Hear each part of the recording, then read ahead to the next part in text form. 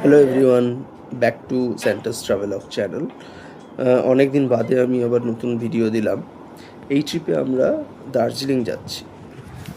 তো আমরা এই দার্জিলিং ট্রিপটা খুব বেশি দিন আগে ঠিক করিনি, it's a very recent decision. তো বিভিন্ন টিকিট দেখছিলাম আমি ট্রেনের, তো কোনোখানেই ট্রেনের টিকিট ভালো পাওয়া যাচ্ছিল না। তো আমরা পদাতিক এক্সপ্রেসের টিকিট পেলাম এবং আলটিমেটলি আমাদের টিকিট কনফার্ম হয়ে যায় এসি ফার্স্ট ক্লাসে। তো আমরা পদাতিক এক্সপ্রেসে করেই এনজেপির উদ্দেশ্যে রওনা দিয়েছিলাম আগের দিন রাতে। এটা আমি মে মাসের কথা বলছি, মে মাসের শেষের দিকে আমরা গেছিলাম। তো এখন দেখতেই পাচ্ছেন যে আমরা সকালবেলা, পরের দিন সকালবেলা মোটামুটি এনজেপির কাছাকাছি পৌঁছে গেছি। তো গাড়ি মোটামুটি ঠিক টাইমেই এনজেপিতে ঢুকেছিল। সকাল 9:05 রাইট টাইম ছিল। তো 9:10-15 মধ্যেই আমাদের পদাতিক এক্সপ্রেস এনজেপিতে পৌঁছে গিয়েছিল।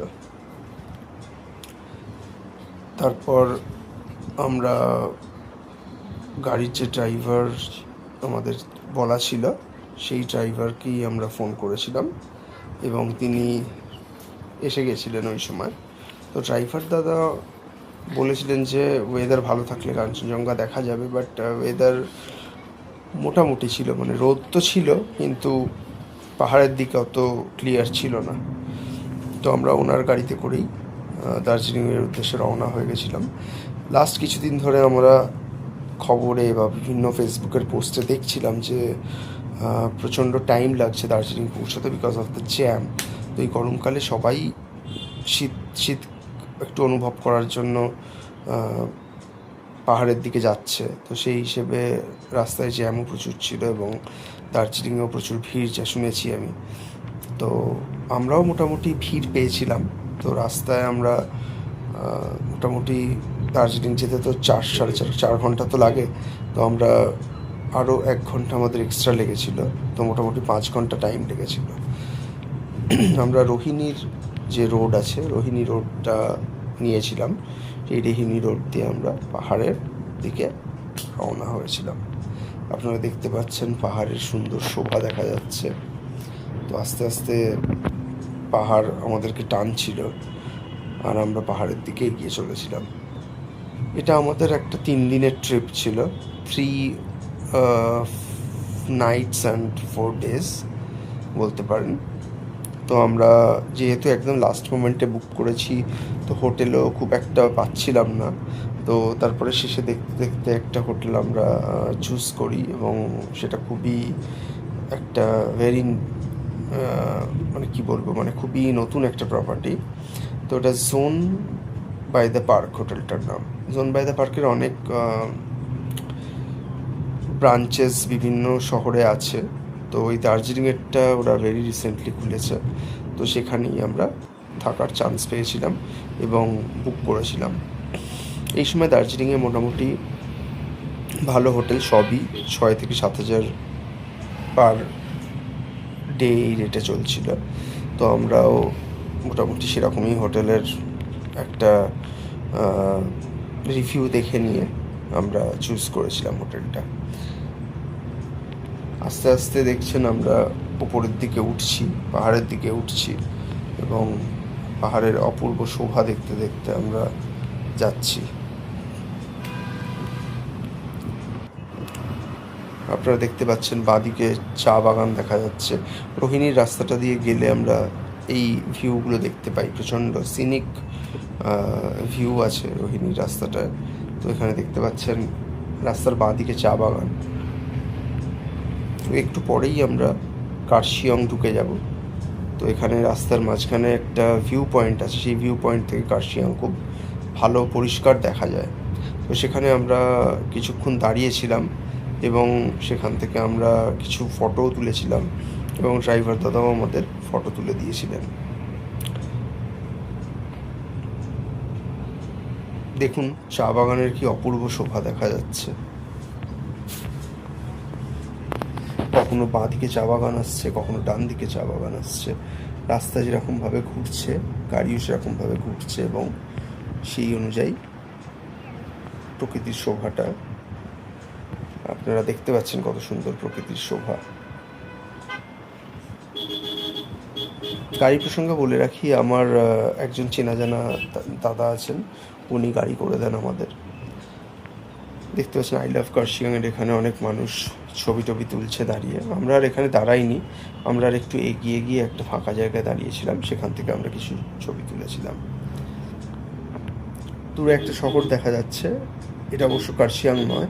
এই পাহাড়টা পেরোলে বাঁদিকে কার্শিয়াংয়ের বিউটিটা দেখা যায়। ওপর থেকে কি সুন্দর লাগছে বিচটা।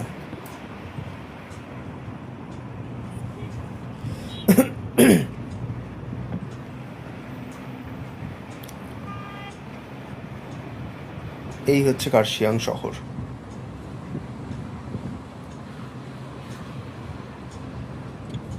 এইখান থেকে পরিষ্কার কার্শিয়াং শহরটা দেখা যাচ্ছে।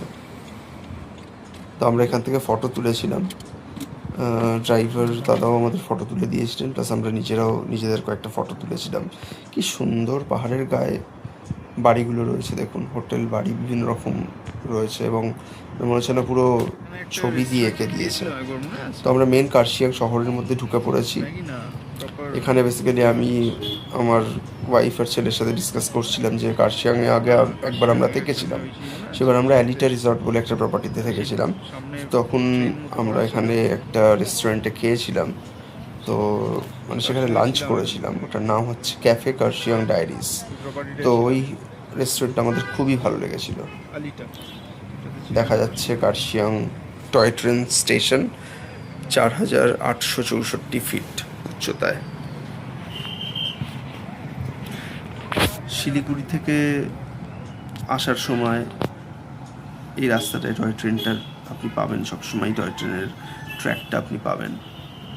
রোহিণী রোড দিয়ে এলে পাবেন না, সেখান থেকে আপনার যখন কার্শিয়াংয়ে জয়েন হবে তখন আপনি টয় ট্রেনের রাস্তাটা পাবেন। আদারওয়াইজ হিলকাট রোড দিয়ে এলে পুরোটাই আপনি টয় ট্রেনের রাস্তাটা পাবেন। এখন আমরা সোজা কার্শিয়াং ছাড়িয়ে ঘুম হয়ে দার্জিলিংয়ের দিকে এগিয়ে চলেছি। এবং যেহেতু বললাম যে রাস্তায় প্রচুর জ্যাম ছিল, তো আমাদেরও বেশ কয়েকবার জ্যামে আটকাতে হয়েছে। ইনফ্যাক্ট ঘুম স্টেশন ঢোকার আগে প্রায় 2-3 কিলোমিটার আগে থেকে যে জ্যামটা স্টার্ট হয়েছিল টুয়ার্ডস দার্জিলিং, প্রায় 10-12 কিলোমিটার একটা প্রচণ্ড জ্যামের স্ট্রেচ ছিল। সেই স্ট্রেচটা আমাদের বেরোতেই প্রায় 1 ঘন্টা, 1.25 ঘন্টা লেগে গেছিলো।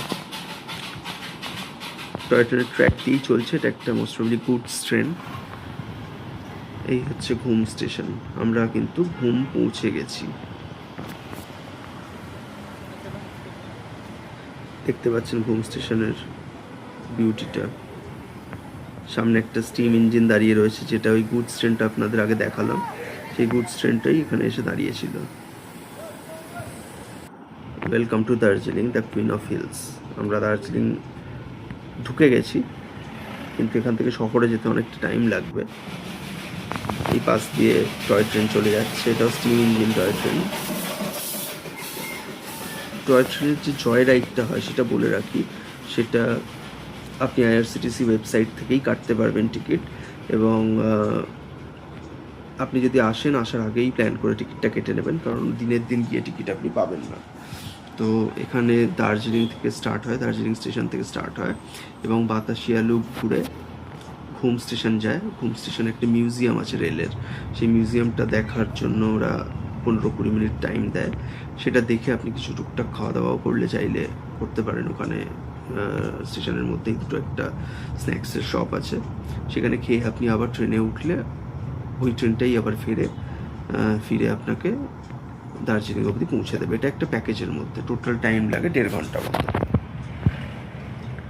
তো আপনারা দেখছেন যে আমরা প্রায় দার্জিলিংয়ের কাছাকাছি পৌঁছে গেছি। এখান থেকেও প্রায় আরও বেশ খানিকটা, কিন্তু এই সময় আমাদের বেশ ভালো রকমের ঠান্ডা অনুভব হচ্ছিল, এবং মোটামুটি একটা হালকা জ্যাকেট গায়ে চাপালে ভালো হয় সেরকম টাইপের একটা ঠান্ডা ছিল।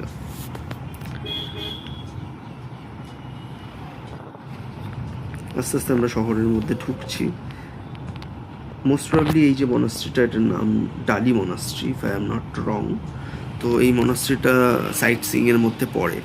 আমরা আগে আরও অনেকবার এসেছি দার্জিলিং, তাই জন্য এই মনাস্ট্রি বা আরও যে ভিউ পয়েন্টগুলো আছে লোকাল, সেগুলো আমাদের অলরেডি দেখা হয়ে গেছে। তো এবারে আমাদের খুব একটা যে সাইট সিইং করার প্ল্যান আছে তা নয়, দুটো একটা অফবিট জায়গার যাওয়ার ইচ্ছে আছে। তার মধ্যে একটা হচ্ছে লেপচা জগৎ, সেখানে যাওয়ার ইচ্ছে আছে, এবং সুখিয়া পুকুরি বলে একটা লেক আছে, তো সেইখানেও যাওয়ার ইচ্ছে আছে। এখানে ডান দিকে বাঁ দিকে অনেক রেস্টুরেন্টস পাবেন। এই আমরা দার্জিলিং স্টেশন মেট্রো টয় ট্রেনের যে স্টেশন, সেই স্টেশনের দিকে পৌঁছে গেছি। এখানে মোটামুটি 4টে প্ল্যাটফর্ম আছে, সেই 4টে প্ল্যাটফর্ম থেকেই ট্রেনগুলো ছাড়ে। তো আমাদের যে অভিজ্ঞতাটা হয়েছিল টয় ট্রেনে, সেটা আমি পরে অন্য কোনো ভিডিওতে বলবো। বাট এখন বোধহয় ওরা এই জ্যামের কারণে একসাথে দুটো করে ট্রেন বার করছে, যাতে যেতে সুবিধা হয়। আদারওয়াইজ একটা ট্রেন যাওয়ার পর, মানে নর্মাল টাইম যেটা শিডিউল টাইম, সেখানে যাওয়ার পর যদি আবার রাস্তায় ট্রাফিক হয়ে যায়, তো পরের ট্রেনটা ডিলে হবে। তো ওরা প্রথম ট্রেনটাকেই ডিলে করছে, করে শেষের ট্রেনের যে টাইমিং, দুটো একসাথে গাড়ি পরপর যাচ্ছে আর কি। তো সেরকমই একটা এরা প্রসেস মেনটেন করছে, যা দেখলাম এবারে। এটা হচ্ছে সেই বিখ্যাত দার্জিলিং পোস্ট অফিস।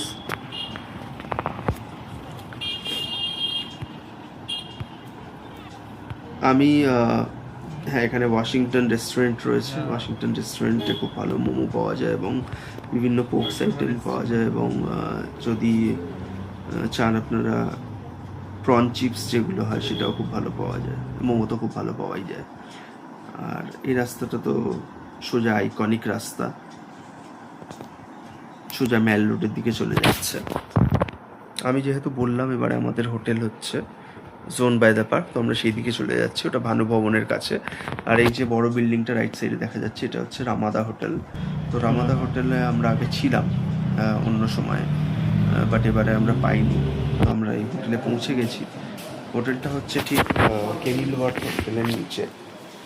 ইভানহো হোটেল এবং কেনিলওয়ার্থ হোটেলের ঠিক নিচে হচ্ছে জোন বাই দ্য পার্ক। একদম নতুন প্রপার্টিটা দেখতে পাচ্ছেন, যে রিসেপশন এরিয়া, বিশাল একটা রিসেপশন এরিয়া ওদের। এবং আমি একটা রুম ট্যুর দেওয়ার চেষ্টা করছি এই ভিডিওটাতে। ওয়াশরুম প্রচণ্ড ক্লিন এবং উইথ অল দ্য অ্যামিনিটিস। আপনি বাথরুম খুবই ভালো পাবেন, এবং বিভিন্ন মিরারের মধ্যে লাইট করা আছে। Normal natural white, warm white light করা আছে। সেপারেট একটা শাওয়ার জোন আছে, কমোড আছে ওয়েস্টার্ন।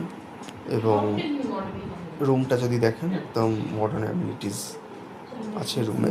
টেবিল রয়েছে, চেয়ার রয়েছে, ওয়াকিং ডেস্ক রয়েছে, টিভি রয়েছে, সোফা চেয়ার রয়েছে, এবং একটা কিং সাইজ বেড রয়েছে। আর একটা ভিউ রয়েছে ব্যালকনির। ব্যালকনি না, এটা হচ্ছে জানলার থেকে ভিউ। নিচে ওখানে হচ্ছে মেফেয়ার হোটেল। ওদের রেস্টুরেন্টে আমরা এসেছিলাম, যেহেতু আমাদের পৌঁছতেই প্রায় 4টে বেজে গেছে, তো ওদের লাঞ্চের টাইমটা পেরিয়ে গেছিলো। তো আমরা কিছু টুকটাক স্ন্যাক্স এবং নুডলস এগুলো অর্ডার করে খেয়েছিলাম। থ্যাংক ইউ ভিডিওটা দেখার জন্য।